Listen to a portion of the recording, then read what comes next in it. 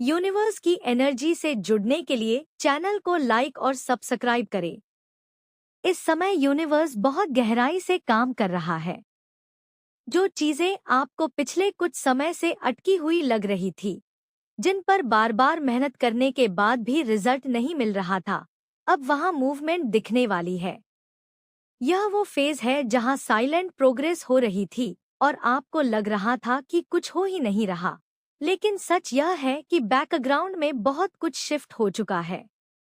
कई लोगों के लिए यह समय रिलीफ और क्लैरिटी लेकर आ रहा है। जो कंफ्यूजन, डर या ओवरथिंकिंग थी, वो धीरे धीरे कम होगी। आपको अचानक एहसास होगा कि अब चीजें पहले से ज्यादा साफ दिख रही हैं।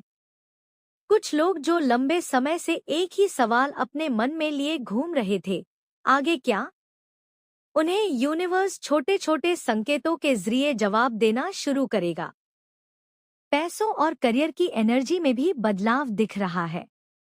किसी रुके हुए पैसे का वापस आना, नया काम, साइड इनकम का आइडिया या किसी पुराने कॉन्टैक्ट से फायदा, ये सब संकेत इस समय एक्टिव हैं। जरूरी नहीं कि सब कुछ एकदम बड़ा हो, लेकिन ये शुरुआत होगी जो आगे चलकर स्टेबिलिटी देगी। जो लोग लंबे समय से मेहनत कर रहे थे लेकिन पहचान नहीं मिल रही थी, उनके लिए धीरे धीरे चीजें पलटेंगी। रिश्तों की बात करें तो यहाँ हीलिंग एनर्जी बहुत स्ट्रॉन्ग है। पुराने मनमुटाव, गलतफहमियां या नो कांटेक्ट जैसी सिचुएशन में फंसे लोग अचानक किसी मैसेज, कॉल या याद के जरिए कनेक्ट हो सकते हैं।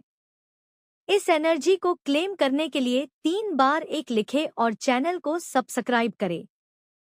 कुछ लोग अपने अतीत से सबक लेकर आगे बढ़ेंगे और कुछ लोगों के लिए वही व्यक्ति फिर से सामने आ सकता है जिसने कभी अधूरा छोड़ दिया था।